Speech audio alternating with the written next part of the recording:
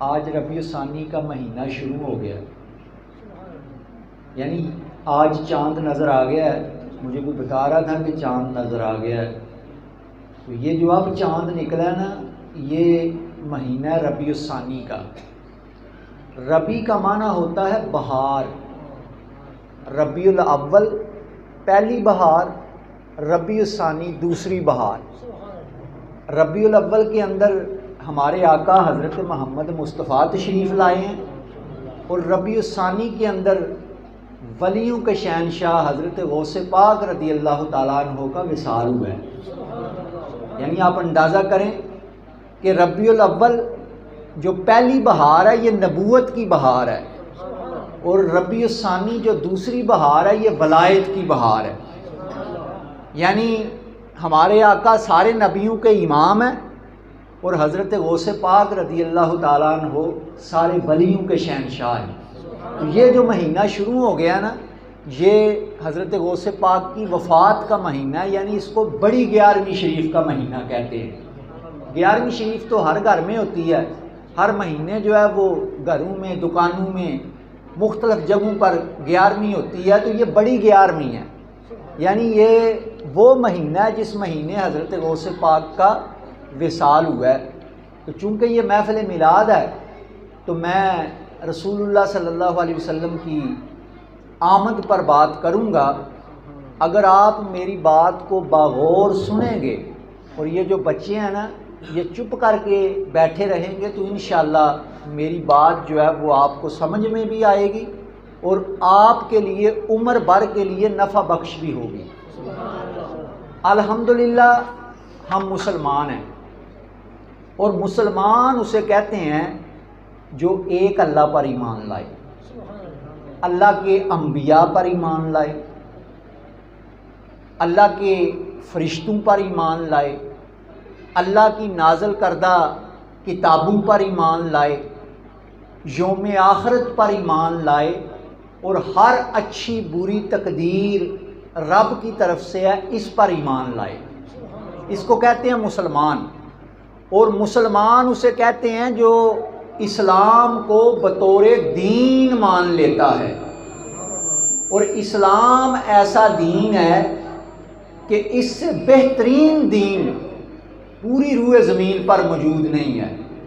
باقی جتنے بھی دین ہیں، اسلام سے پہلے جتنے مذاہب آئے ہیں، جتنی کتابیں آئی ہیں، وہ اپنی اصلی حالت میں آج موجود نہیں ہیں۔ 4 کتابیں ہیں جی آسمانی، تورات، زبور، انجیل اور قرآن۔ کتنی کتابیں ہیں جی؟ 4۔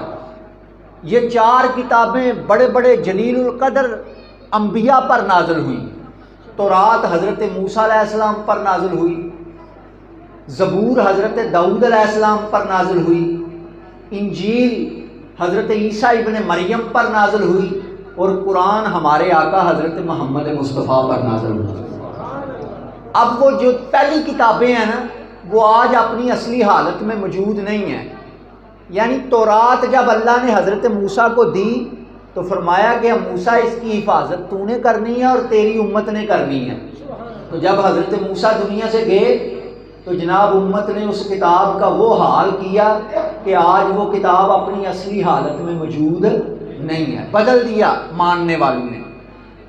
انجیل حضرت عیسیٰ علیہ السلام پر اللہ نے نازل کی اور فرمایا کہ اے عیسیٰ اس کی حفاظت تو نے کرنی ہے اور تیری امت نے کرنی ہے۔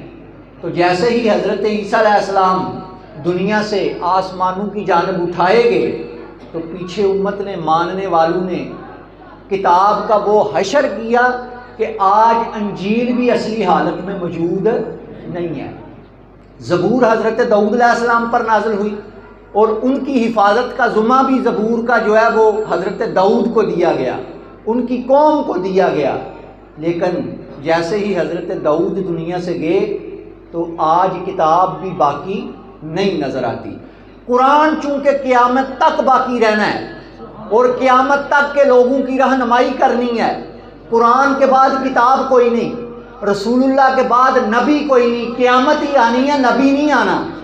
تو اللہ نے قرآن نازل فرما کر یہ نہیں فرمایا کہ محبوب اس کی حفاظت تیری امت کرے گی، بلکہ اللہ نے فرمایا اِنَّا نَحْنُ نَزَّلْنَا الذِّكْرَ وَإِنَّا لَهُ لَحَافِظُونَ، کہ اس ذکر کو ہم ہی نازل کرنے والے ہیں اور ہم ہی اس کے حافظ ہیں، یعنی اس کی حفاظت بھی ہم ہی کرنے والے ہیں۔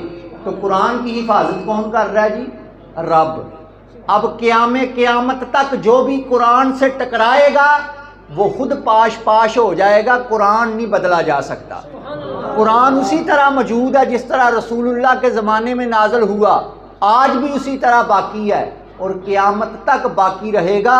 نہ کوئی قرآن کی آیت بدل سکتا ہے، نہ قرآن کی صورت بدل سکتا ہے۔ قرآن کی صورت بدلنا تو ایک طرف رہا، قرآن کی کوئی زیر زبر پیش نہیں بدل سکتا۔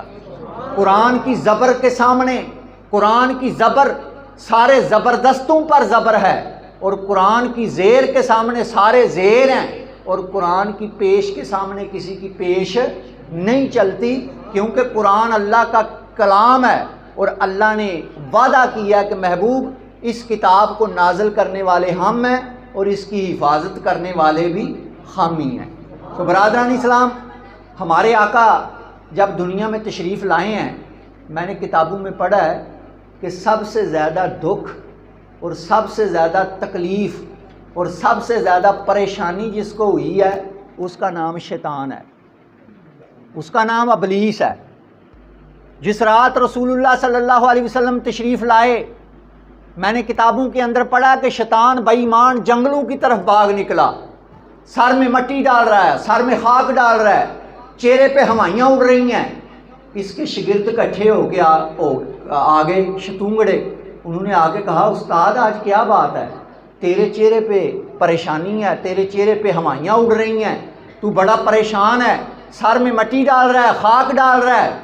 تو آگے سے کہنے لگا شاگردو تمہیں نہیں پتا آج اللہ کے نبی آ گئے ہیں؟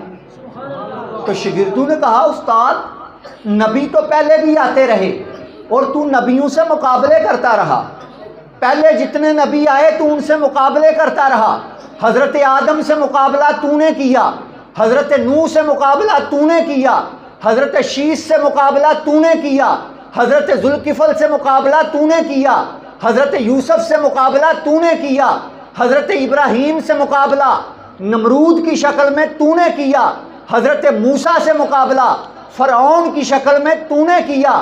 استاد پہلے نبی آتے رہے تو ان سے مقابلے کرتا رہا، اور آج نبی آئے ہیں تو سر میں مٹی ڈال رہا ہے، سر میں خاک ڈال رہا ہے۔ کہنے لگا شاگردو تمہیں نہیں پتا پہلے سارے نبی آتے رہے، آج نبیوں کے امام آئے ہیں، پہلے سارے طالب آتے رہے، آج اللہ کے مطلوب آئے ہیں، پہلے سارے محب آتے رہے، آج اللہ کے محبوب آئے ہیں۔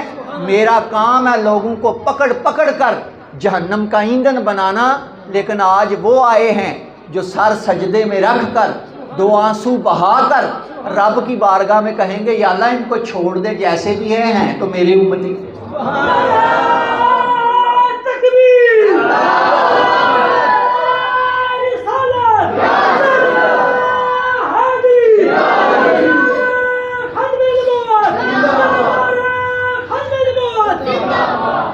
ماشاءاللہ کہنے لگا کہ آج وہ آئے ہیں جو میرے سارے منصوبے ہی فیل کر دیں گے۔